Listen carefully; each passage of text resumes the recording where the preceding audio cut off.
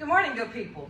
Good morning. So if you have followed me on social media this past 7 months, whenever I did a live, I usually started it off with, hey, good people.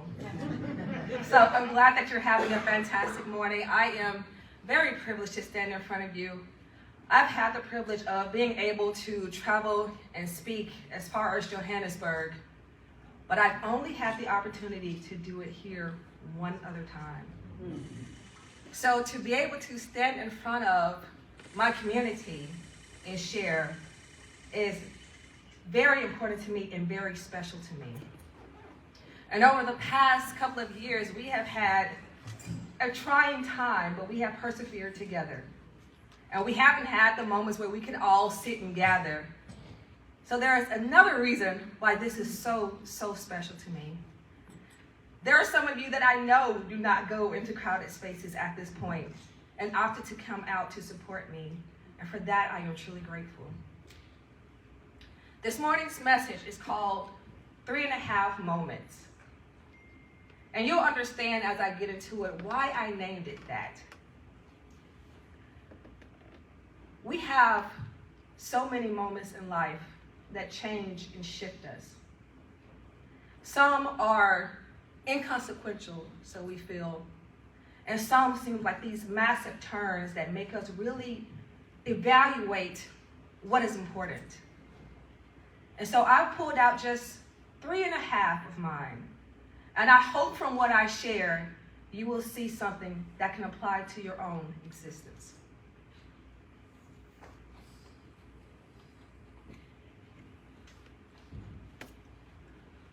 This past week, I had the privilege of going to Nashville to the National Speakers Association Conference. And I went early because I'm going to be serving on the New Orleans board as their incoming treasurer. But my goal for going wasn't just so I could attend the conference. I went with intention.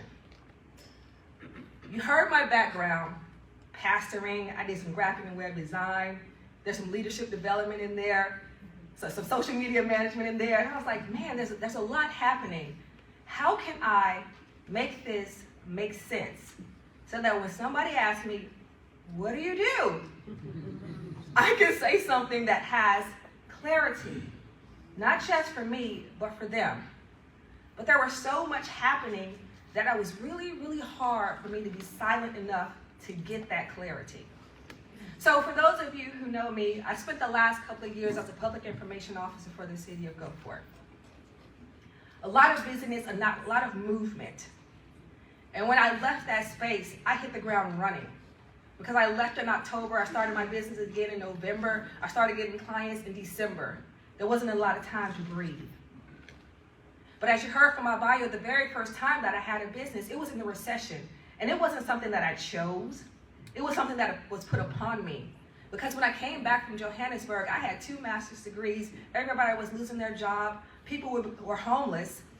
And so going and saying, hey, can you hire me and pay for all this education I have was not something that companies were willing to hear.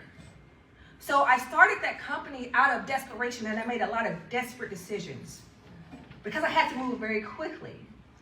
But this time, I didn't want to make desperate decisions. I wanted to build something with a much better foundation. I wanted to build something that had longevity, that wasn't tied to my time that I had to pour into it to be able to sustain. I'll talk about that later for you entrepreneurs. So in this moment, when I was at NSA, I was like, I'm not making desperate decisions. I'm not grabbing a client just for the sake of saying I have money coming in. I want the work to be meaningful. I want it to make sense, and I want it to build. So, how many of you have been to conferences? Tons of us. And you know how they stack the schedule. You can barely breathe. You go all night. Then you try to network at the end of the night. And with all of that information in your head, you attempt to sleep in a hotel room where the temperature just never gets quite right because it's so small, it gets really cold, and if you turn it down, it gets really hot. It never really works out. So I go to sleep, and at 3:41 in the morning, I wake up. Because in my head, All I'm getting is, this is what you speak on, which is the most popular question that you get at a speaker's conference. Hi, my name is, oh, it's nice to meet you. What do you speak on?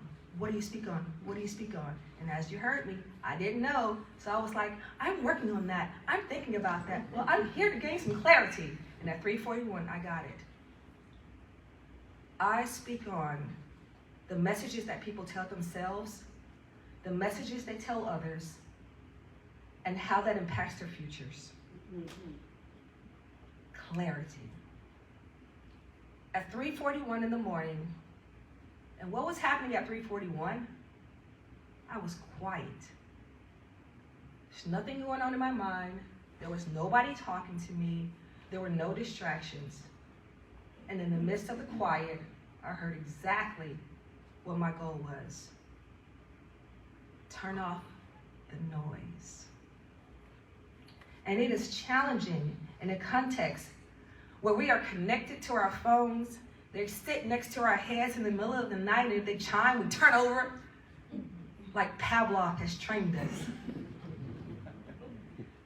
But because we are never silent, we do not get those moments that only come in silence.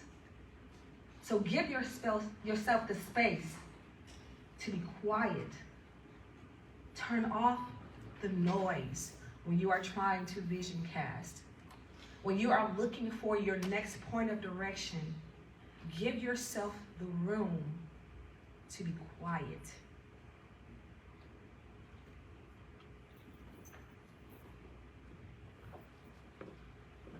So I leave the conference, and I'm excited. I'm really excited. I stayed for an extra meeting after the conference was over and made that 7.5-hour drive. And as I was driving, my navigator took a nap, deserved, but she took a nap on me. And I looked over and went, man, I wish I could do that. But I was so high off the moment, it really didn't even matter. Because I had gotten what I went there for. And the next day, I woke up thinking about you.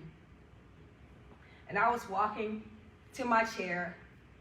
I have an area where I go to sit to write. And as I'm walking, I hear a ding. I look down at my phone in my hand, and I see a notification from Facebook.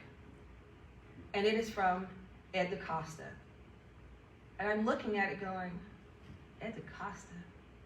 Now, I know who Ed DaCosta is, but for those of you who do not know who that is, he's a sales genius. Sales genius. He was formerly on the faculty of the John Maxwell team for 8 years. And I'm looking at this going, why is Ed DaCosta messaging me? So I clicked his account. I have a lot of discrimination when it comes, not like bad discrimination. I don't take every friend request. I look at his account. He has 2,834 friends. So I'm like, he doesn't take every friend request either. Because you know those people who do, they have 5,000, they're maxed out, you can't friend them, they tell you to, you're like, I can't even talk to you. Why is Ed DaCosta sending me a friend request? And then I paused and was like, what's the question behind that question? Because the question that I was really asking myself is, who am I that Ed DaCosta, who works with John Maxwell, has sent me a friend request? I felt that days ago when I was walking to write a speech about knowing your worth. After sitting with people who make millions of dollars talking, who treated me as a peer, I asked myself, who am I? But how many times do we ask ourselves, who am I?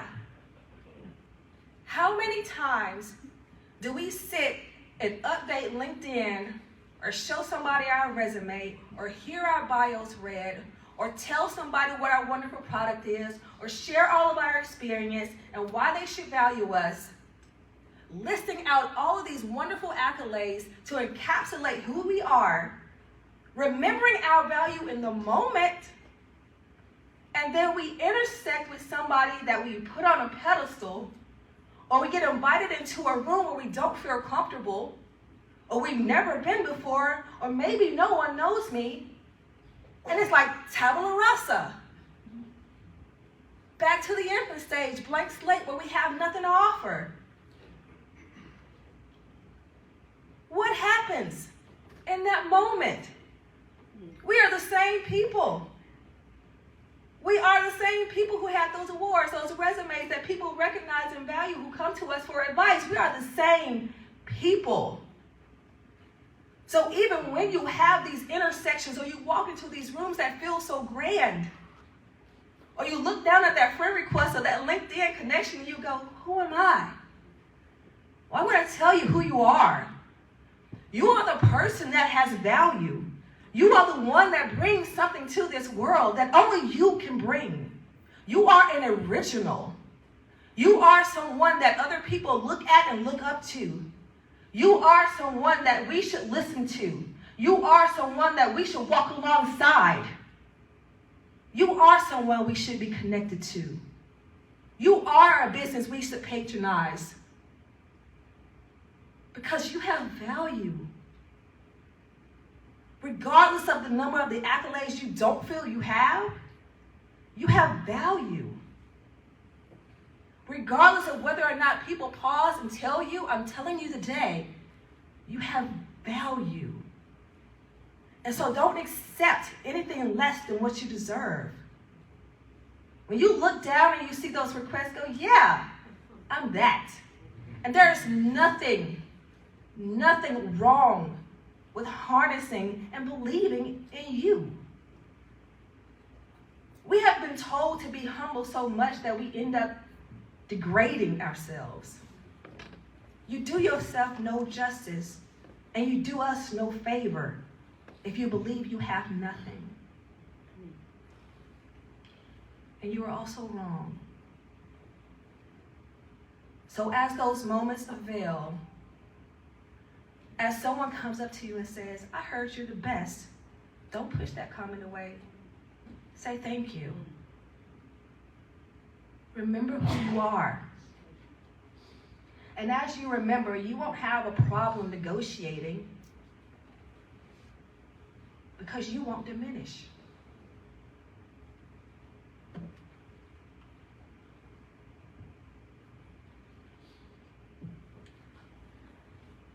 Several years ago, I had the opportunity to fulfill a dream. One of my dreams was to travel. And in my 20s, I got to do it a lot. I was that obnoxious kid. Yeah, I was obnoxious. It's okay. I was that obnoxious kid who studied about cultures. When I was 12 years old, I would be eating spaghetti with chopsticks because I wanted to learn how to do it.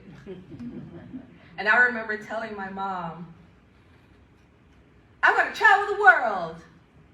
And I was 9 years old. And I want to travel even more than I have. I want to travel the world because there's so much to see. One of the things that I wanted to see was the Mayan ruins. And when I was in seminary, there was a trip that came up to Belize. And I was like, I'm going. Yes, I'm going to help the Mayans, which I did. And I spent most of my time working in the Mayan school for those weeks. But another thing that I wanted to do was to see that. That is Sanatanich. Sanatanich is a Mayan ruin, and it is still standing. And I was so excited to be there. I had my camera, like, not the phone camera, like a real camera. I had my Canon on my neck. The guy was there. And he says, you want to climb it? Heck yeah! I'm climbing Sanatanich. So we're at the base, starting at the bottom, and I'm climbing and climbing. And, you know, the first couple of steps, you just walk up, you know, like you're going up the stairs. But then you have to like climb and climb and climb. And as I'm doing this, I'm like, man, I'm taller than Mayans. Get up to the top, and then we have to go around. You see at the very top, that little platform, we actually end up having to walk around that. But it's not wide, so you can't walk sideways, you have to do this. So as I'm doing that and trying to push the back of my shoes against the granite, doing this, all I'm thinking is, oh my God, there are no rails. This is not Disney. That would have not been sanctioned. Don't lean over. So I'm trying to move and not look. Because if I look, I'm going to be afraid. And if I'm afraid, this is not going to end well. So we get toward the inside, and I am just behind the professor who has taken this trip numerous times. I don't know if he's ever done this, but he's done it a lot. So we get to the inside, and there are what used to be stairs with a very nice gap. And so Steve goes up. You kind of have to jump. So I'm standing there behind him, but I haven't moved. And he looks back and says, come on, LaShondra. And I said, I'm not doing this. There were no lights in there. There were steps missing. And if I didn't make it, I didn't see a landing. I just saw blackness. So when you see blackness, that means there's a fall. So I'm like, Steve, this was good.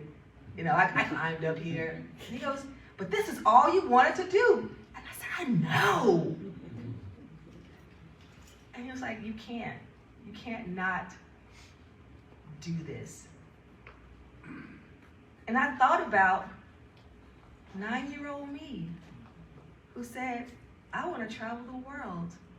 I want to see the Mayan ruins. How many times will I be back in Belize to do this? So I jumped. I made it. And we get to the very top, and we all sit in a row, looking eye to eye with mountains, talking about how beautiful it was. I would never forget it. I would never forget that jump. And so we end up leaving and walking down, and the guide is, of course, leading the way. So we go to the back of the edifice, and we walk down some stairs. Did you hear what I said?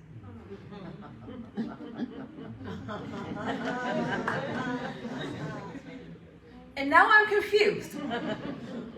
So I go up to the guide, because I just had this harrowing experience of trying to not die on the top of this thing and jumping over some blackness and climbing like a Mayan, and there are some stairs. With the railing? So I say, excuse me, why didn't we just walk up the stairs? Oh, well, because that's not how it was done. Oh, because that's not how it was done. That's not how it was done. There were no shortcuts for the Mayans. That's not how it was done. You walked up that way in reverence, and you didn't turn your back until you were leaving on the backside. That's not how it was done. He wanted us to experience how it was done. He created a VIP moment. Would I be telling you this story if we had walked up the stairs? Would it have left such an impression if I took my 15 steps up? Hey guys, I just walked up the back of these stairs and sat on the top of this Mayan ruin. It wouldn't mean as much to you either. That wasn't how it was done. So in your businesses, in your companies, as you have determined how it is done, I also want you to consider the value increasing proposition for your customer. Is how it's done something that will leave a lasting impression on them? Will they walk away with a story about you? Because you so elevated the moment. You so elevated how it's done that you leave an impression on them that they are compelled to share. If you don't have it, discover that VIP moment so that they will leave feeling like they could not get that from any other experience. Show them how it's done.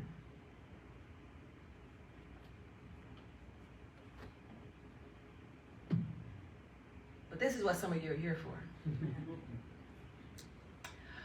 I started where I started because you can't get to money if you don't believe you deserve it. You can't negotiate what you don't believe you should have. You can't ask for what you don't think someone should give you. If you believe you should be forgotten and Ed DaCosta shouldn't send you a message, you never ask for the big dollars. So, what do we have now? We know who we are, right? We're going to remember who we are. We're going to give ourselves moments that will allow us clarity to discover our goals. And we're going to give our customers VIP moments. And then, to the entrepreneurs in particular, but all of you can learn from this, for the half of the 3.5 moments, we are going to take advantage of the economy. The economy right now is very geared toward the creator. And I'm not talking about those who are creative, those who are artists or singers. I'm talking about anyone who has knowledge. And we all have knowledge and expertise.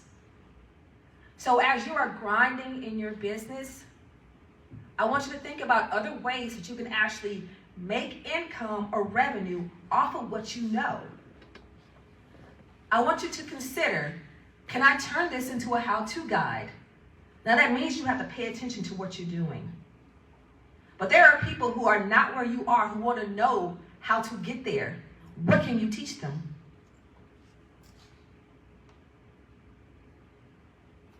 You can do videos, right? And it doesn't take a lot of equipment, just a phone. Online courses, books, guides, speeches.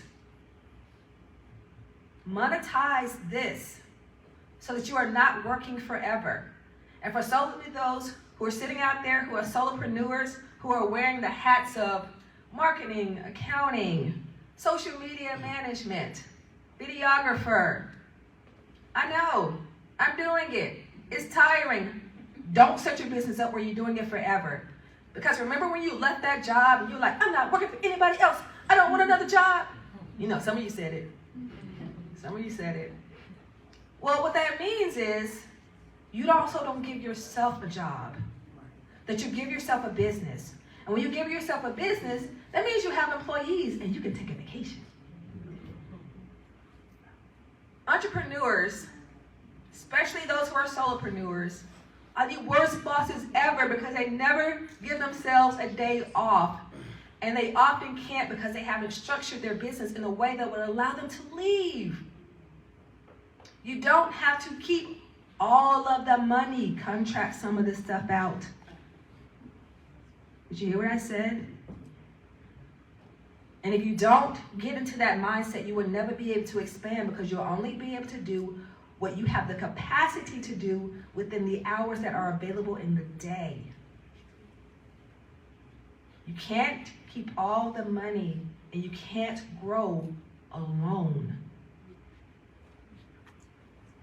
So, find some contractors and some employees so that you could go after larger projects, which will give you a higher profit margin. And so you can actually make some money and take a day off. And develop some passive income streams. So what I was saying about the books, the guides, online courses are passive income streams, because you make them one time, and you can sell them as many times as you want. So monetize your knowledge.